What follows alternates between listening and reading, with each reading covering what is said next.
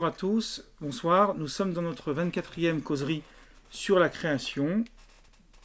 La semaine dernière, nous avions abordé le concept... Alors excusez-moi, il faut que je fasse un peu de réglage. Nous avions abordé le concept du temps d'un point de vue de la conception halachique, c'est-à-dire d'un point de vue de la manière dont le judaïsme s'est lui-même pensé à travers son propre rituel. Donc la manière dont il a défini le temps. Donc on avait abordé quelques exemples, il nous importait d'en apporter d'autres. Et là, cette fois-ci, on va parler de cette question en lien avec le Shabbat, avec la fixation du 7e jour. Même si la semaine dernière, on a déjà parlé du Shabbat, vous allez voir que là, ça parle du temps spécifique au Shabbat.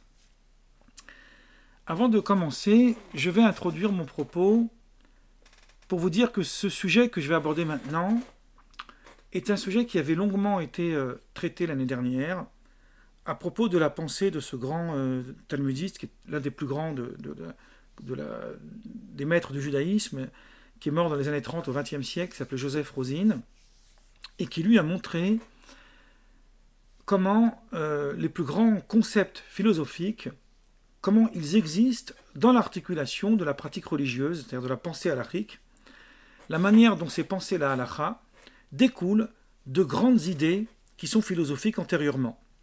Alors, je ne vais pas vous faire une présentation sur lui. Il y a beaucoup de choses qui ont été faites l'année dernière à ce sujet. Je vais par contre analyser avec vous la question en fait de cette notion du temps au travers une réflexion qui existe dans la pensée philosophique de manière générale et la manière dont les commentateurs juifs ont compris cette dimension du temps d'un point de vue biblique et talmudique. Pour commencer, dans le Guide des Égarés de Maïmonide, il y a un très long débat.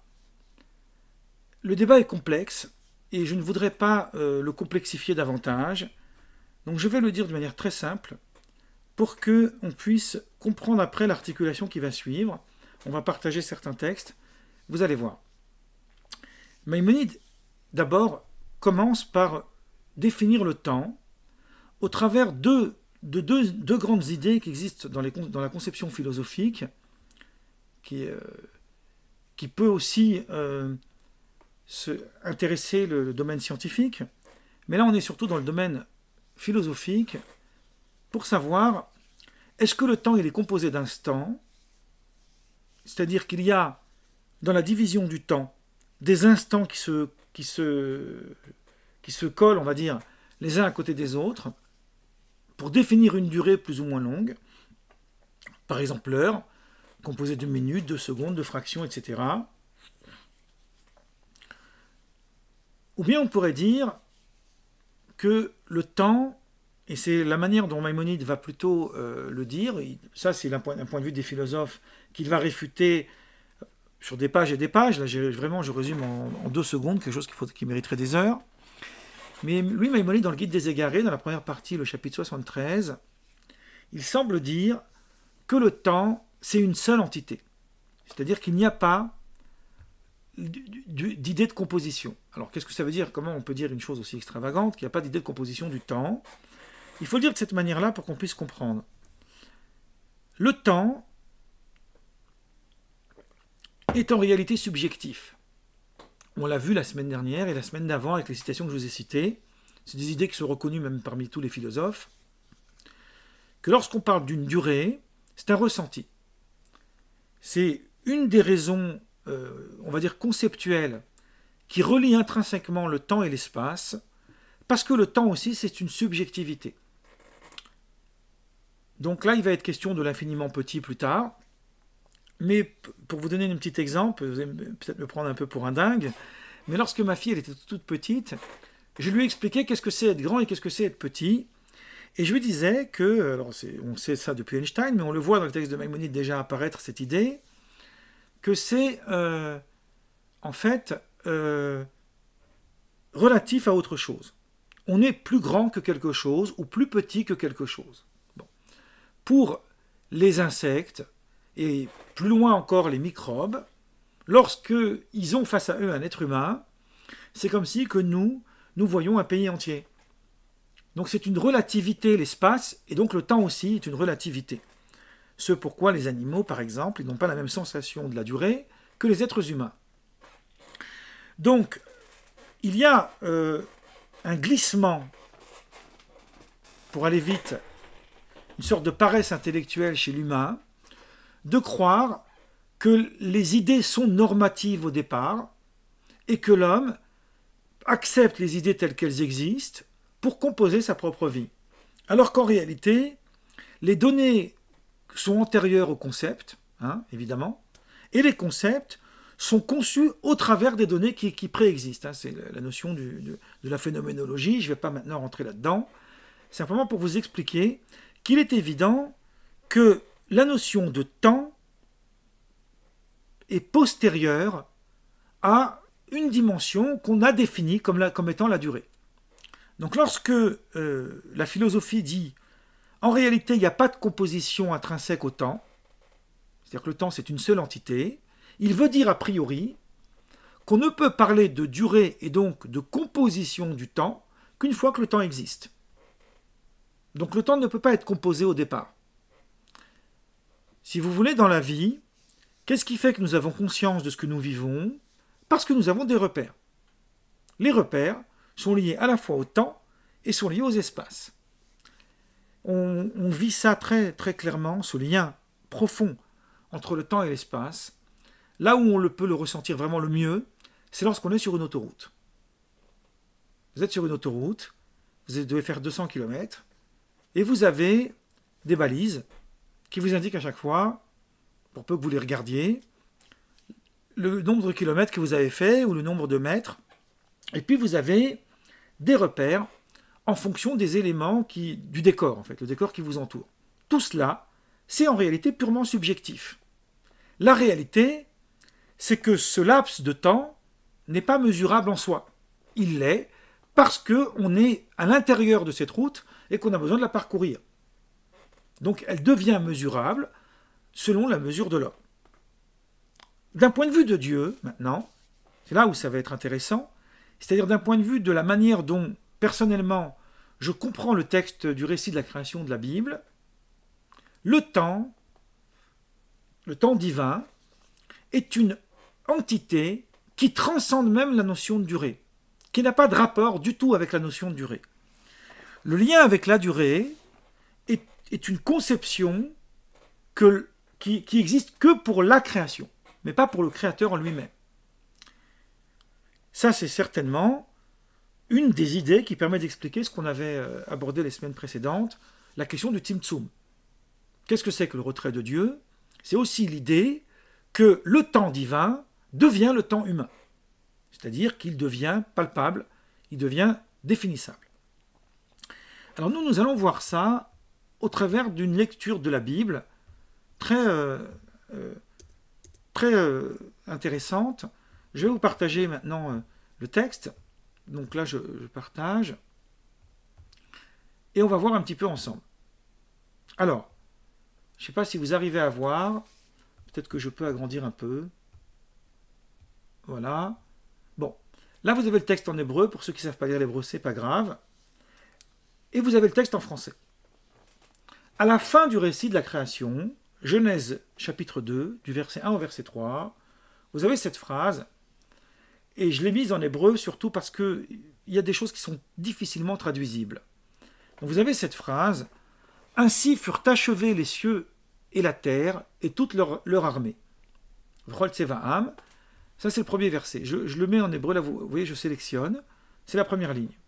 Deuxième verset, celui-là, « Dieu paracheva au 7e jour son œuvre qu'il avait faite. » Donc on va souligner là, au 7e jour. C'est ça qui va nous intéresser. Pardon, bon, c'est pas grave. Alors, son œuvre qu'il avait faite, et il se reposa au 7e jour de toute son œuvre qu'il avait faite. Alors, j'ai traduit vraiment le plus proche du littéral. Hein. Alors, en hébreu, vous avez ici, c'est très important, Vaïcha Elohim Bayom Hashvi, je souligne. Là, vous l'avez. Et si vous regardez le graphisme des lettres, hein, c'est un peu, pour ceux qui ne savent pas lire, c'est compliqué, mais vous verrez que ça réapparaît ici, 2 fois.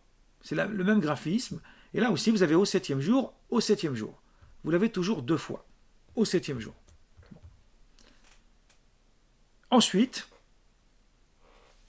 et Dieu bénit le septième jour, il revient encore une fois, le septième jour, et il le sanctifia, car c'est là, ici, là, je souligne, donc c'est maintenant, hein, ici et maintenant, qu'il se reposa de toute son œuvre que Dieu créa pour sa réalisation. Si je prends ce texte tel quel, on va surtout s'intéresser au deuxième chapitre. Regardez bien, c'est textuel, donc c'est facile à comprendre. La première phrase contredit la deuxième. Dieu paracheva au septième jour son œuvre qu'il avait faite. Donc Dieu a fini la création le septième jour. Et Dieu se reposa au septième jour de toute son œuvre qu'il avait faite. Donc Dieu s'est reposé le septième jour. Si je comprends littéralement, je comprends que le septième jour, il a fini par exemple vers midi. Il a déjeuné son repas du midi. Je vais faire l'anthropomorphisme outrancier, c'est fait exprès. Et puis ensuite, il s'est permis une petite sieste. Donc ça veut dire qu'il a créé le monde aussi le septième jour. Vous êtes d'accord? Ça va? Jusque-là? Et c'est ce que dit le verset. Bayom Hashevi. Dans le septième jour. Le B devant le mot, le B, donc là je vous le montre ici à l'écran. Quand vous avez cette lettre-là, le bet, ça veut dire dans. Alors ça peut avoir un autre sens, on verra que ça peut avoir un autre sens. Mais a priori, ça a le sens de dans. Bon. On va aller plus loin.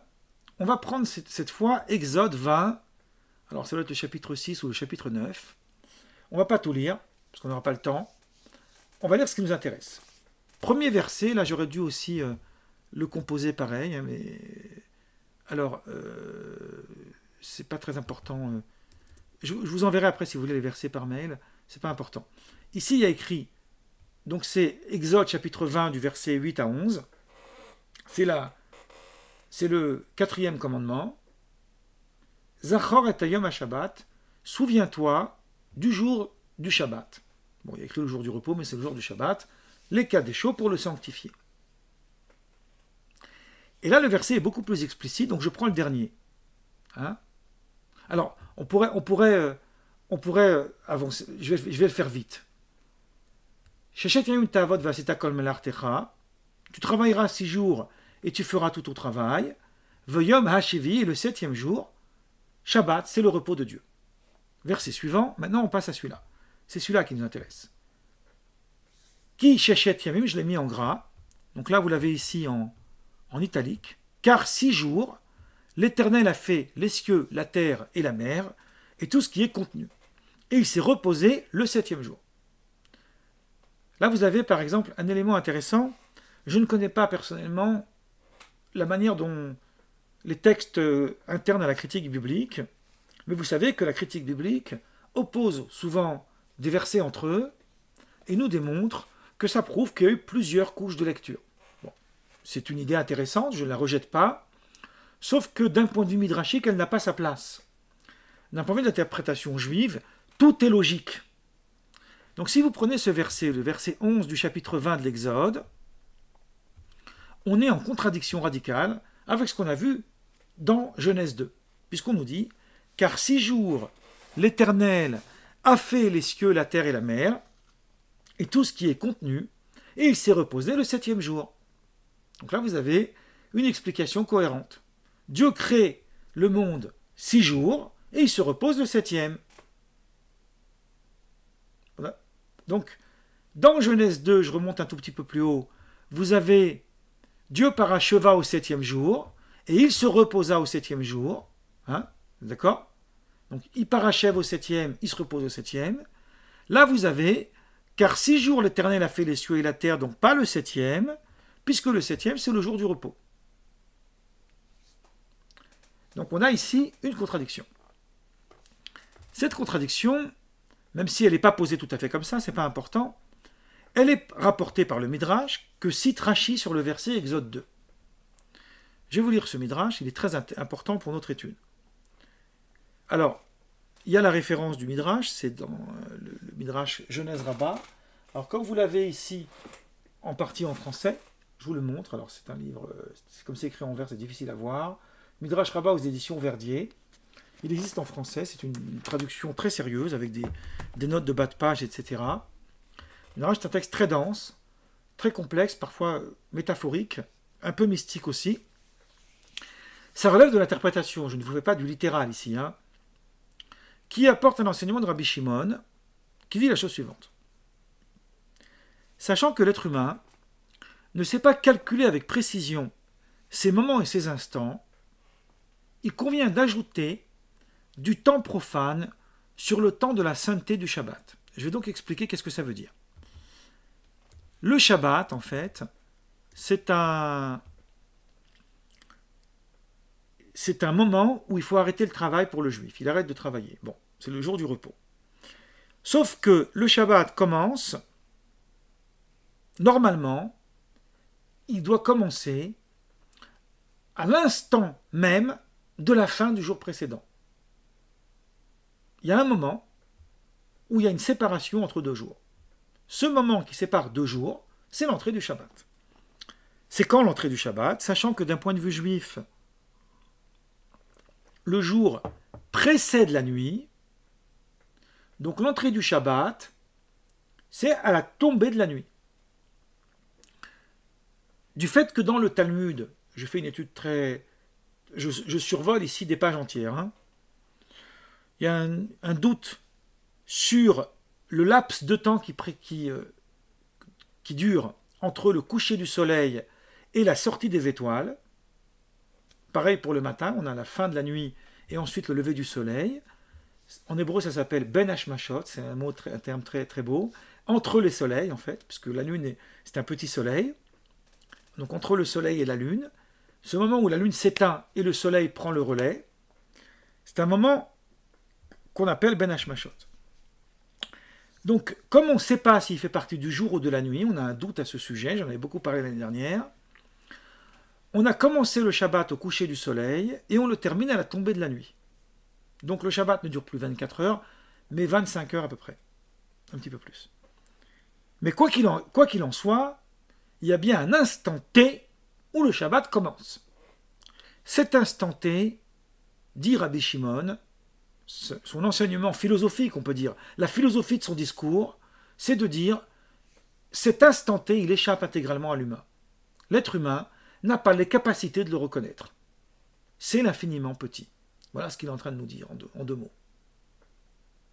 Et comme il ne connaît pas cet infiniment petit, il peut tomber plus tard. Donc il prend le risque de commencer le Shabbat alors qu'il est déjà commencé. Donc pour éviter ça, on va le faire commencer un peu avant. C'est une notion qu'on appelle la Tosefet Shabbat, le fait d'ajouter. Donc il convient d'ajouter du temps profane, c'est-à-dire le temps du vendredi, ici en l'occurrence, sur le temps de la sainteté, c'est-à-dire le temps du Shabbat. Rabbi Shimon continue et dit, le Saint béni soit-il, Dieu en revanche, qui sait calculer avec une exactitude sans faille ses moments et ses instants, entre dans le Shabbat comme le poil d'un cheveu. Ce qui donne l'impression, nous dit-il, d'avoir terminé en ce 7e jour. Pourquoi? Puisque nous ne savons pas quand est-ce qu'il arrive ce temps-là. Et ce qui est très intéressant, c'est que vous avez cette expression amusante, comme le poil d'un cheveu. Vous savez, en français, on dit pile poil. Vous voyez, comme quoi les expressions sont universelles. Mais même le poil d'un cheveu, c'est déjà reconnaissable. Je peux reconnaître le poil d'un cheveu.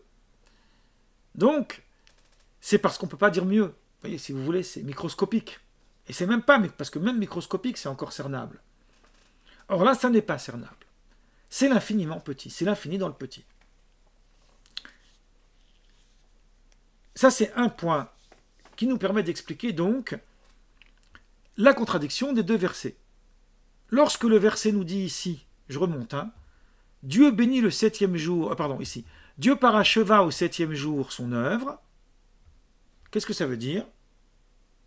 Ça veut dire qu'en réalité, il l'a parachevé dans un instant qui est le 6e, mais où tout de suite débute le 7e. Et comme c'est un instant qui n'est pas cernable, on ne peut pas parler du 6e. On va voir après ce que dit le Maharal de Prague à ce sujet, c'est extraordinaire. Et il se reposa au 7e jour, Parce qu'effectivement, l'intégralité du 7e jour est le jour de repos, précédé par cet instant T qui n'est pas cernable pour l'homme. Or, si vous voyez la formulation des deux textes, vous verrez qu'elle ne dit pas la même chose. Dans le premier texte, il y a écrit « Dieu paracheva au 7e jour », c'est-à-dire à l'instant T, d'accord? À l'entrée même, au seuil, on va dire. Alors que dans le décalogue 20:11, « Car 6 jours l'Éternel a fait les cieux, la terre et la mer, et tout ce qui est contenu. » C'est bien 6 jours. On n'a jamais dit que c'était 7. Donc en réalité, les deux versets ne sont pas du tout contradictoires. Il y a une deuxième explication que nous donne Rabbi Shimon, qui est tout autant intéressante, mais nous on va beaucoup plus s'intéresser à la première. C'est l'explication qui nous dit qu'en réalité, ça aussi c'est quelque chose de très important, le Shabbat fait partie de la création. C'est-à-dire qu'il ne faut pas dire que Dieu a créé le monde en 6 jours, mais il a créé le monde en 7 jours. Pourquoi? Parce que jusqu'à la fin du 6e jour, jusqu'à l'entrée, le seuil du 7e, ce que Dieu donne à l'humain, en fait, ce que donne à l'humanité, ce qu'il lègue à l'humanité, c'est la notion de travail. C'est la notion de melacha. Il ne lui donne pas la notion de repos. Or, l'homme ne peut pas exister sans les deux. Il a besoin de travail et de repos. Vous voyez, là, on est plus dans une dimension éthique. Donc, le repos, le Shabbat est venu, et avec lui, le repos. Alors seulement, c'est achevé et c'est terminé le travail. Donc, c'est une autre explication, qui n'est pas contradictoire avec la première, puisque la première, elle parle de la durée du travail, et la deuxième, elle montre que le repos est aussi inclus dans le plan de Dieu de la création. C'est une idée qui est très intéressante, parce que le repos du salarié, par exemple, fait partie du travail. On pourrait dire qu'on anticipe ici les congés payés. Faisons un peu d'humour, hein, puisque les congés payés font partie du travail. Alors, il y a un très long texte ici que nous allons voir ensemble, du Maharal de Prague. Alors, c'est un brouillon, hein, on va le faire ensemble, ne vous inquiétez pas, on va tout expliquer. Dans un livre qui s'appelle Tiferet Israël, qu'on pourrait traduire par la gloire d'Israël, dans le chapitre 40, donc le Maharal de Prague, on en a beaucoup parlé, hein, je vous le mentionne très souvent, vous avez déjà compris qui il était, hein, celui à qui on a attribué le golem. Il est au début de la Renaissance, il a une pensée extrêmement lumineuse, qui est... alors, ce qui est très intéressant, c'est qu'on parle ici de tout notre sujet, ici qu'on aborde aujourd'hui, c'est le sujet de la jonction. C'est une notion qui m'importe énormément, que j'essaye des fois de méditer, c'est plus de la méditation que de la réflexion d'ordre intellectuel. Le point de jonction entre deux univers. Quand est-ce qu'on n'est plus dans l'univers précédent et qu'on rentre dans le nouveau? Par exemple, le point de jonction entre le matériel et le spirituel. Le point de jonction entre la vie et la mort. Le point de jonction donc entre le jour et la nuit. Et tous ces points de jonction, un peu selon l'exemple de la géométrie que j'avais donné, que si vous prenez deux cercles qui sont de tangentes parfaites, et que vous les mettez comme ça, un à côté de l'autre, ils ne peuvent pas se toucher. Parce que s'ils se touchent, c'est qu'ils ne sont pas de tangente parfaite. Et c'est cet espace entre ces deux cercles qui définit le point de jonction. Donc vous voyez qu'on est vraiment dans l'infiniment petit. On ne peut pas prendre des objets pour faire le test, puisque les objets ne sont pas de tendance parfaite, c'est impossible. Il y a le contour. Le contour, il ne peut pas être de tendance parfaite. Et encore moins avec un ordinateur où c'est pixelisé. Mais laissons ça, ce sont des détails un peu insignifiants. Ce qui est important de comprendre, c'est qu'est-ce que ça veut dire le point de jonction? C'est l'espace en vérité métaphysique.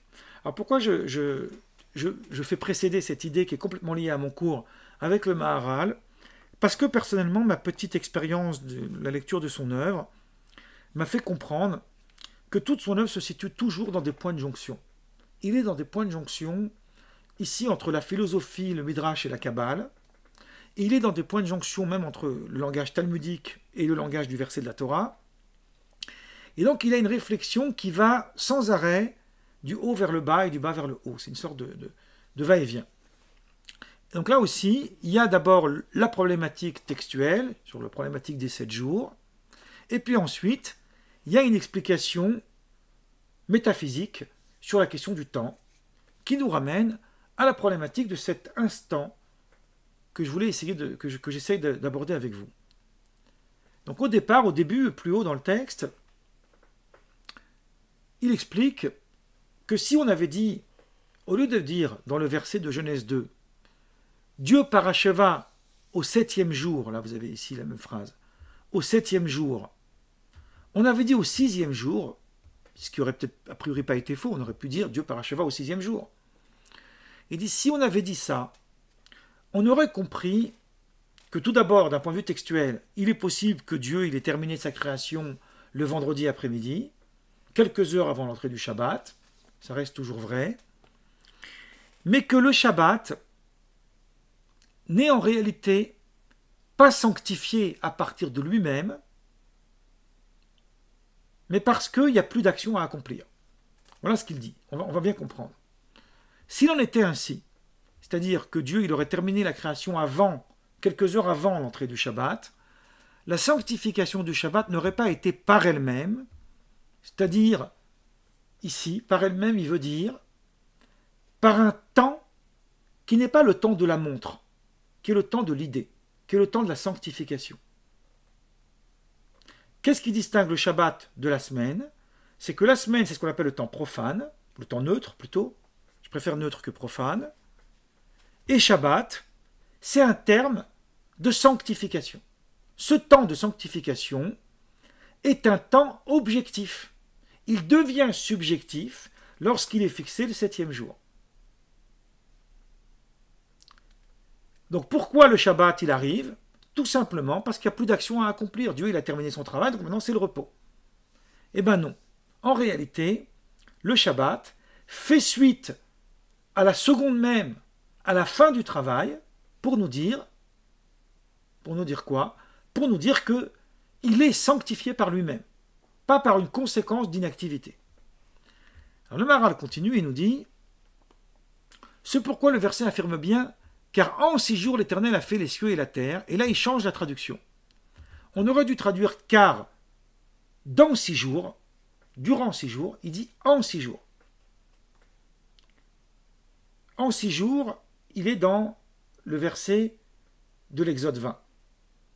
Ceci pour nous signifier que durant l'intégralité du laps de temps des 6 jours, jusqu'à sa toute fin, Dieu s'est employé à créer le monde. Sa toute fin, c'est-à-dire l'instant métaphysique. L'instant insondable plutôt, qui n'est pas cernable. Le fait que le verset dise Dieu paracheva au 7e jour, son œuvre, ce qui laisse entendre que le travail s'est poursuivi le 7e jour, le Midrash a déjà expliqué au nom de Rabbi Shimon Bar Yochai ce que nous avions cité auparavant, à savoir que c'est parce qu'on ne connaît pas l'instant exact où commence le Shabbat, puisque c'est l'infiniment petit. Donc c'est pourquoi on parle du 7e jour. Parce que si on avait parlé du 6e, on n'aurait pas su quand est-ce que le travail s'est arrêté. Donc on est obligé de dire au 7e jour, c'est-à-dire au seuil. Ce seuil, on ne le connaît pas. C'est-à-dire on ne peut pas le mémoriser sur la montre. Et là, le Maharal nous explique. C'est ici que ça va m'intéresser. Ce qui sous-entend qu'au 7e jour signifie au début du 7e jour. Parce que le bet, qui est devant le mot, le bet, on va le revoir si je remonte un tout petit peu plus haut. Ici, on avait cette lettre bet, Bayom Hashvi, dans le 7e jour, on pourrait traduire. Donc le bet, il a 2 sens, il dit le Maharal. Il peut avoir le sens dans, où là, ça veut dire que c'est pendant la période du 7e jour, mais il peut aussi avoir le sens de 7e jour. Ça ne se dit pas en français, hein, mais en hébreu, ça peut se dire.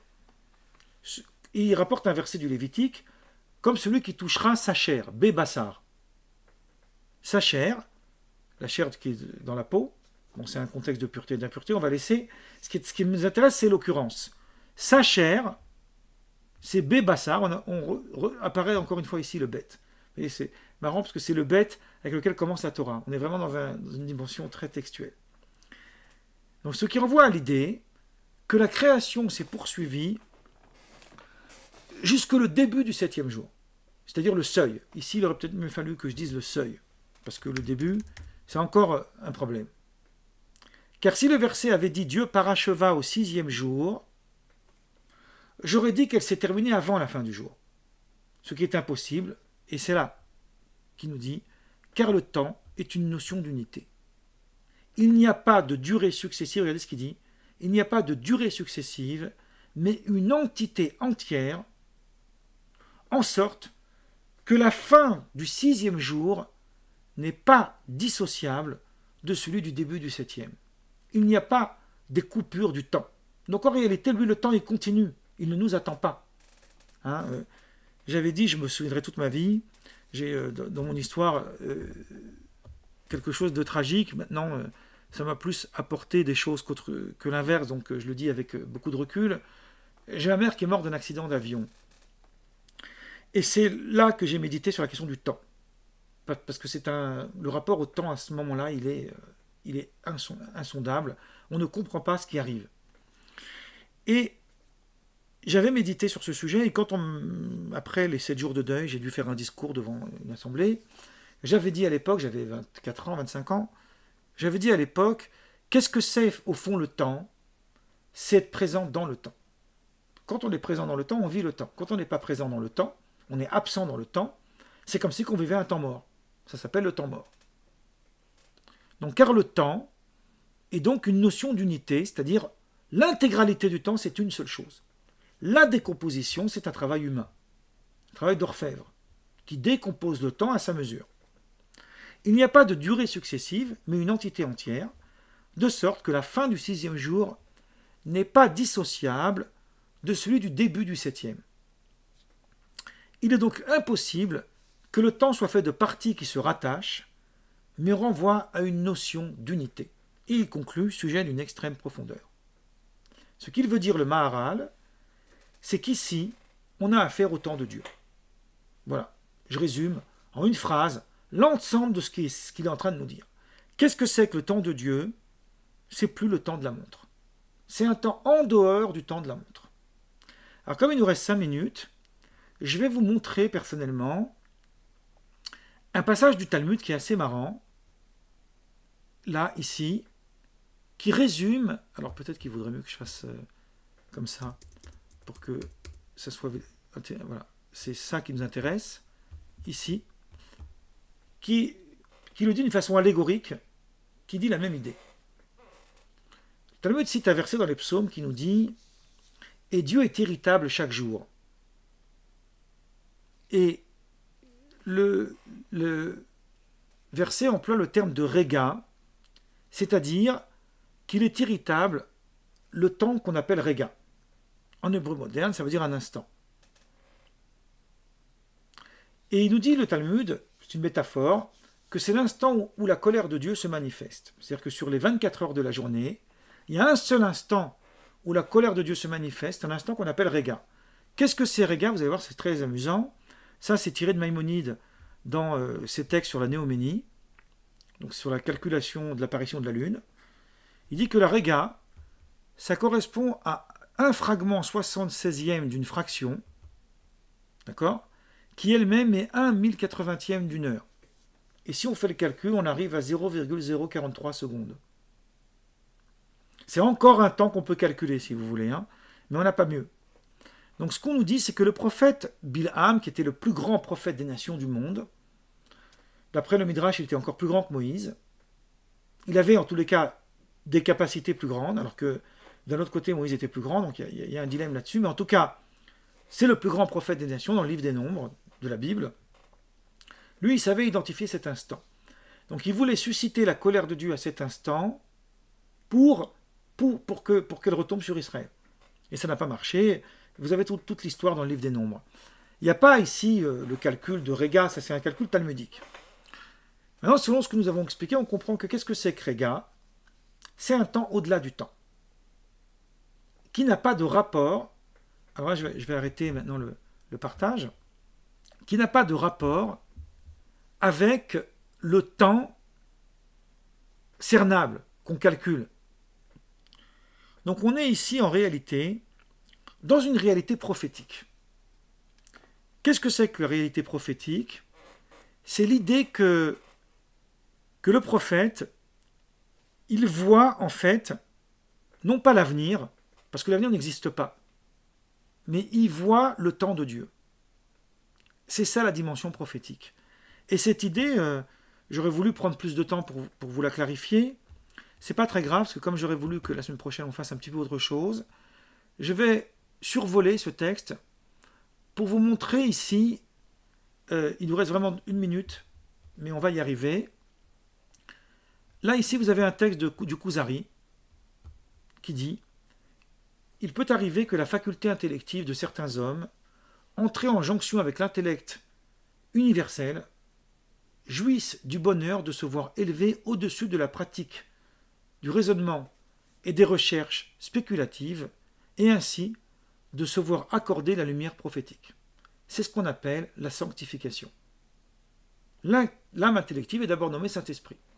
Donc il faut rentrer dans l'unité de l'intellect universel, c'est-à-dire au-delà du temps terrestre. Maïmonide, dans un très long texte qu'on lui attribue, parce qu'on n'est pas sûr que c'est lui l'auteur, il a cette idée en disant, alors c'est très long, je l'ai résumé en une phrase, il dit que qu'est-ce que c'est que la dimension prophétique? C'est une source qui transcende totalement les facultés intellectuelles de l'homme, lui permettant d'embrasser d'un seul regard passé, présent et futur. Ça veut dire qu'il n'y a plus de linéarité du temps.